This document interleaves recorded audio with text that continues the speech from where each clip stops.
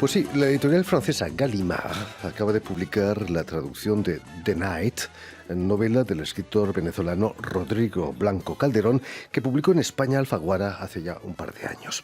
Novela en la que el lenguaje, la lectura y también la escritura son una verdadera fiesta, donde la admiración por un gran palindromista venezolano, verdadero prestidigitador de la palabra, puede dar sentido a una vida. Y precisamente para hablarnos de esta novela y de su trayectoria en el mundo de las letras y de las palabras, por supuesto, Rodrigo Blanco Calderón ha sido tan amable de venir a nuestros estudios. Buenas tardes, Rodrigo. Buenas tardes, Jordi. Gracias por la invitación. No, es un placer que hayas venido hasta aquí.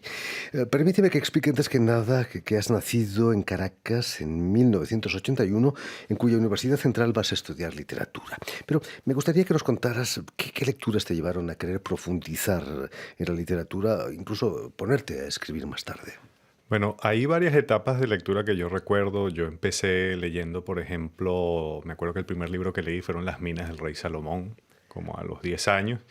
Y bueno, a partir de ahí mi mamá se fijó que a mí me gustaba leer y empezó a comprarme sobre todo novelas policiales, Dashiell Hammett, Agatha Christie, Conan Doyle.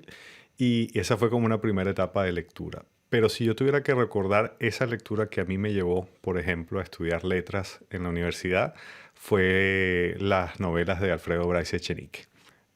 Para mí fueron todas las historias de Martín Romaña, fueron como el estímulo final para decirme, bueno, mira, la literatura no es algo necesariamente solemne, es algo que puede ser muy divertido, que puede ser muy trágico también. Y bueno, esa mezcla creo que fue la que me empujó. Quizás esas novelas de Bryce Echenique te han traído a París, quizás el que estuvo tanto tiempo aquí. Mira, las cosas de la vida, sí, yo me acuerdo que mi fijación por París viene primero por vía de Bryce Echenique antes que, por ejemplo, Cortázar, ¿no? Que es una referencia ineludible, o el propio Hemingway. Y yo jamás hubiese pensado que cuando estaba empezando a leer a Bryce y me imaginaba sus aventuras en esta ciudad que yo iba a tener la suerte de recalar aquí por algún tiempo. Rodrigo Blanco Calderón, tus primeras publicaciones son libros de cuentos. ¿Es la mejor manera de abordar la literatura, el pequeño formato? Mira, a mí se me fue dando la escritura de cuentos de una manera muy natural. De hecho, yo, como tú bien lo dices, yo empecé publicando cuentos, 3 libros de cuentos, y ese era como mi espacio natural de escritura. Y después se fue dando lo de la novela como una especie de suma de cuentos, ¿no? que conectan con una estructura mayor. Pero yo mantengo los dos registros. Me gusta tanto el largo aliento de la novela como las narraciones breves. No puedo evitar mencionar a la tía Julia y el escribidor de Vargas Llosa, que también mezcla varios cuentos y que trenzan esa maravillosa novela que es la tía Julia. Sí, fíjate que lo que veníamos hablando es una de las pocas novelas de Vargas Llosa que son abiertamente humorísticas, ¿no? Y donde se escenifica con las radionovelas el propio acto de contar. Yo guardo también un muy grato recuerdo de esa lectura. Rodrigo, en tu novela que acaba de traducir Gallimard al francés, The Night, uno de los personajes anima talleres literarios, que más allá de mejorar el estilo de la escritura de uno, facilitan el contacto entre sexos. ¿Has frecuentado en Caracas alguno de esos talleres? Bueno, yo fui profesor de literatura en estos talleres varios años y yo lo que me daba cuenta es que primero yo sentía que yo aprendía más que mis alumnos, ¿no? Siempre me quedaba yo con mejores cosas para la casa y yo veía que los mismos alumnos se inscribían una y otra vez en los cursos. Al principio pensaba que era por mí, pero no, luego me daba cuenta de que había allí unas historias que estaban pasando. Y bueno, sí, los talleres literarios creo que son también, además de lo que alguien puede aprender, formas de conocer a otras personas, ¿no? Además, esas historias se transforman en material literario al mismo tiempo. Sí, sí, de hecho, tanto para las cosas que yo he escrito como las que en libros que uno puede leer, el taller literario es una especie de laboratorio donde no es tanto que se experimenta con la literatura, sino con los efectos de la literatura. Sin ir muy lejos, bueno, Los detectives salvajes de Bolaño, esa gran novela, empieza o es una especie de experimento que sale de los talleres. Rodrigo, en 2006 ganas el concurso de cuentos del diario El Nacional. Curiosamente, el personaje central de The Night también lo gana con un relato nacido de una escritura automática, que envía al concurso para gastar una broma y además acaba ganándolo. Imagino que no fue tu caso, ¿no? No, fíjate que en The Night yo hago una reconstrucción ficcional de un caso un poco polémico de la historia del Premio del Nacional en Venezuela. En 1982, una escritora que se llama Lourdes Sifontes Greco, con apenas 20 años, ganó ese concurso con un texto que si lo buscan en internet o lo encuentran por allí, se dan cuenta que es totalmente incomprensible de principio a fin. Incomprensible, ¿no? Y bueno, que le hayan dado ese premio a ese cuento fue un verdadero escándalo en la época. Y a mí siempre me llamó la atención esa historia, ¿no? ¿Qué leyó el jurado allí? Y sobre todo la reacción de esta escritora Lourdes Sifontes Greco, que desde el punto de vista creativo desapareció. O sea, más nunca o fue muy poco lo que publicó después. Fue un caso interesante que en parte yo tomo y transformo para conectarlo con otras inquietudes. En tu novela intentas justificar esa incomprensión diciendo que el lenguaje manda y no el escritor. Sí, fíjate que la novela está construida alrededor de la figura de Darío Lanzini, que es un autor de palíndromos, para mí un genio del lenguaje. Y yo construí también una serie de personajes que están particularmente afectados por el lenguaje, que sienten que ellos no utilizan el lenguaje como el común de los seres humanos, sino que son utilizados por el lenguaje como unos mediums para que el lenguaje en sí mismo diga lo que tiene que decir. Hablando del protagonista que nos hablabas, Darío Lanzini, cuéntanos primero, ¿qué es un palíndromo?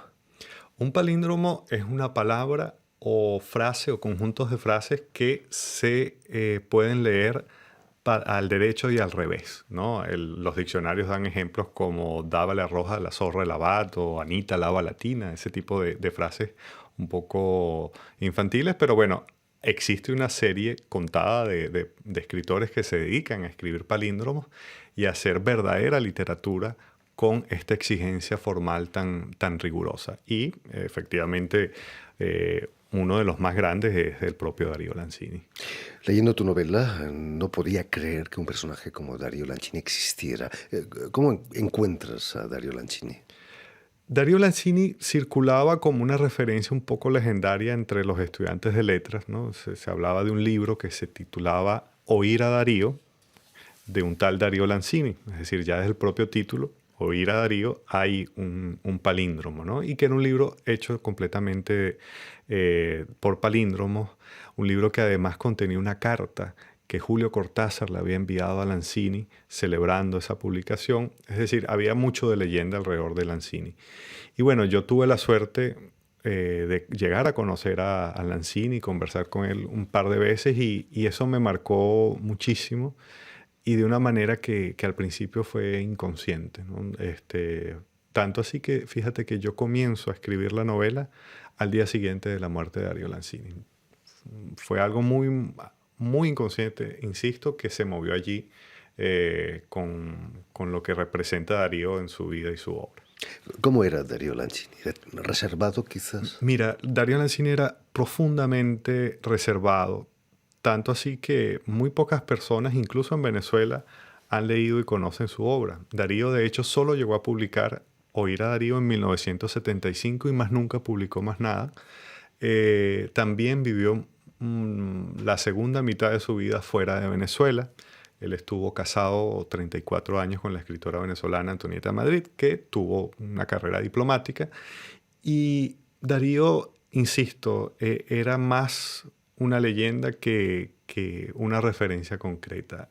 Era para mí una representación de un tipo de artista que ya no existe hoy día.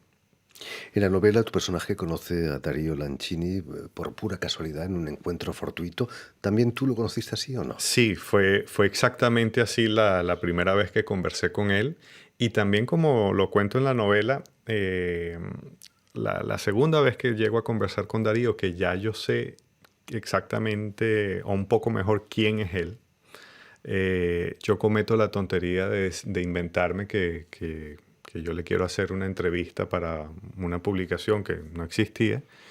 Y Darío allí sí se puso un poco molesto y me dijo, me respondió como Ulises, yo soy nadie, ¿no? Y no le interesaba que se hablara de su vida, que alguien tratara de indagar un poco más en cómo él había hecho para construir ese libro. Y ese rechazo me entusiasmó aún más todavía. Su trabajo de constructor de palíndromos es casi como la alta matemática, ¿no? Sí, es un trabajo que tiene una mezcla de inspiración que uno no sabe de dónde viene y de matemática. De hecho, yo he podido ver los originales, los manuscritos de Darío, y están todos anotados con números. Contaba las letras, contaba las sílabas, contaba las palabras. Es una anotación que yo no comprendo, ¿no? Yo también soy muy malo en matemáticas, pero fíjate que eso estaba allí en la escritura de Darío. Militante comunista, en los años 60, Darío Lancini viaja por Europa siguiendo a su mujer, funcionaria de embajada de Atenas a París, pasando por Varsovia, donde va a ser periodista de RPI, Radio Polonia Internacional, que en aquellos años de revueltas contra la dominación soviética era bastante delicado, ¿no? Sí. Te habló de esas aventuras. No, eso lo tuve que investigar yo. Todo lo que yo pongo de la vida de Darío me tocó a mí investigarlo, sacar testimonios de toda la gente que lo conoció, porque, insisto, Darío no hablaba de eso. Y bueno, Darío en los años 50 está 5 años preso durante la dictadura de Pérez Jiménez. Después lo conectan con el Partido Comunista y eso lleva a que tenga que irse del país y vive en Praga, vive en Varsovia, vive en París. Y esa es una parte muy interesante de su vida. Y bueno, Darío recala en Varsovia y le toca trabajar en RPI como una especie de locutor de noticias en español, pero fue una cosa totalmente azarosa, ¿no? Y bueno, son esos elementos de la vida de Lancini que te dicen que fue alguien verdaderamente interesante. Cuentas en tu libro una anécdota de Lancini que se encuentra con Pablo Neruda después de una representación de Vida y Muerte de Joaquín Murrieta. ¿Es cierto eso, que se inventó una vida de Murrieta? Bueno, el encuentro fue cierto, ¿no? Lancini estuvo entre el público en esa presentación de la pieza de Neruda en Varsovia. Yo supe también que hubo algún incidente entre Lancini y Neruda y me lo imaginé como una especie de alguna boutade que le habrá dicho Lancini a Neruda, pero el contenido específico no me lo contaron, ¿no? Yo a partir de esos pocos datos me imaginé una escena posible de qué le hubiese dicho Darío a Neruda. Lo que sí debe ser cierto que Sergio Pitol le regala esa carta de Cortázar. Sí, de hecho Sergio Pitol Cortázar le manda a Darío Lancini a través de Sergio Pitol una carta de agradecimiento por la escritura de ese libro que cuando uno lo lee uno se da cuenta que obviamente un escritor tan lúdico, un lector tan lúdico como Cortázar lo iba a disfrutar enormemente. Y sí, Pitol es otro de esos escritores, grandes escritores que estuvieron en la órbita de Darío tangencialmente, pero que son encuentros importantes. Casi nos olvidamos de Miguel, el psiquiatra fascinado por el extraño personaje del Álamo, el autor del cuento que ganó el Nacional, un escritor que debe visitar siempre al psiquiatra. Necesitamos un psiquiatra.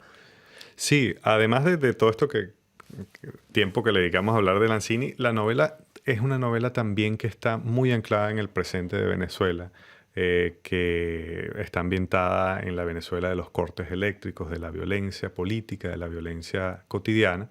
Y en medio de esa violencia están estos personajes que son Miguel Ardiles, un psiquiatra forense, y Matías Ray y Pedro Álamo. Y digamos que Miguel Ardiles es un psiquiatra un poco convencional, un psiquiatra que tiende un poco a involucrarse en la vida de sus pacientes y bueno, a partir de esa inconveniencia es que empiezan a producirse y a cruzarse las historias. Es una novela de Night, también una novela que tiene un costado profundamente oscuro y violento, ¿no? Que creo que son también las pulsiones que me mueven a mí a escribir, ¿no? Violencia y literatura. The Night es la novela que nunca escribió uno de tus protagonistas. ¿Crees como él que el género policíaco ha muerto? Yo creo que sí. Yo tengo la impresión de que el género policíaco, por lo menos como pudo haber comenzado en Los crímenes de la calle Morgue de Poe en 1842, ha mutado, ha cambiado hasta hacerse irreconocible, ¿no? Parte de lo que dicen los personajes en mi novela es que hay ciertos países donde el género policial simplemente es inverosímil, ¿no? Países donde no hay justicia, donde la figura del policía o del detective no encarna ningún valor positivo, estos géneros se hacen más difíciles. ¿Cómo ves la situación de Venezuela, de tu país, desde aquí, desde París, en estos momentos? Bueno, la situación en Venezuela ha entrado en una espiral de crisis y de caos que es básicamente el resultado de una cantidad de políticas erradas, de enfrentamientos que están como desgarrando a la sociedad venezolana y estamos, creo yo, en los momentos finales de lo que ha sido hasta ahora el poder político del chavismo como gobierno y estamos en un proceso de cambios que no sabemos bien hacia dónde van, ¿no? Yo tengo la esperanza y creo que va a ser así, se va a perfilar un tipo de sociedad nuevamente más abierta, verdaderamente democrática, pero ese tránsito está siendo desde ya profundamente doloroso. ¿Por dónde pasa esa solución? ¿Por la salida del poder de Maduro? Absolutamente.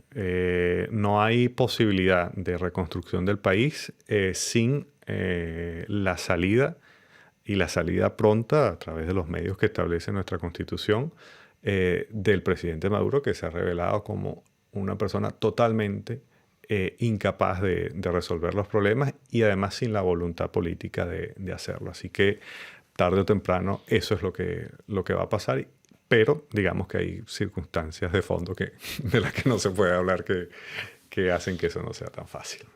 En fin, esperemos que Venezuela tenga un gobierno que la saque de este callejón sin salida en el que está metido. Sí, yo también tengo total esperanza de que Venezuela salga de esa larga noche en que está sumida. En fin, pues ya lo saben de momento, The Night, La Noche, en inglés, novela del escritor venezolano Rodrigo Blanco Calderón, ha sido publicada por Gallimard en francés y en castellano por Alfaguara. Muchísimas gracias, Rodrigo, por haber estado con nosotros. Mucho éxito. Y si quieren volver a escuchar íntegramente esta entrevista o incluso verla en vídeo, lo pueden hacer en nuestra página web RFI en español, no RPI, sino RFI en español, o en la página Facebook de la emisión El Invitado de RFI. Gracias de nuevo, Rodrigo. No, gracias a ti, Jordi. Y permíteme saludar también a Jonathan Bredy, quien ha estado detrás de los cristales a cargo de la realización visual y sonora de esta emisión. Gracias de nuevo y mucho éxito. Gracias.